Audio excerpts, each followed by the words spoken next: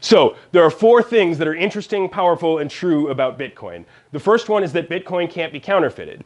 Remember, Bitcoin don't exist, so there's no way for you to mimic one because they aren't anywhere. There's nothing for you to mimic.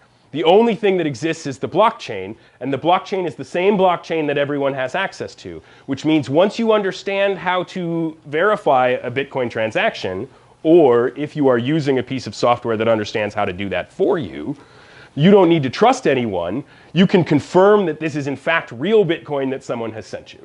And that's a property that isn't necessarily true of any other currencies. No one can take your Bitcoin from you. This is wildly different from money in a bank. If you get in trouble with the law, then your money in a bank is gone because the law has the ability to freeze it. The bank has the ability to freeze it if they're worried that you're doing something illegal and they think they might get in trouble for it. The bank is not obligated to honor the dollar in the way that you might think.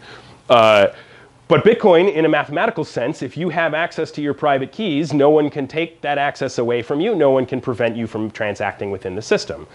Bitcoin can't be censored, so this is kind of the flip side. No one can take your Bitcoin. They also can't render it useless by preventing anyone from taking it from you.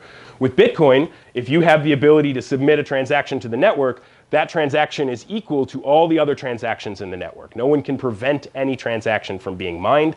No one can prevent me from sending you Bitcoin.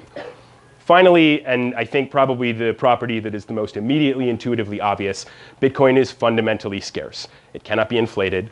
Unlike every other fiat currency, there is no authority figure, no central bank that can decide to print more. The amount of Bitcoin is fixed. It is fixed going forward. We can all rely on it. No one necessarily knows how valuable those Bitcoin will be, but we know how many of them there will be. And that's not something that you even know for gold.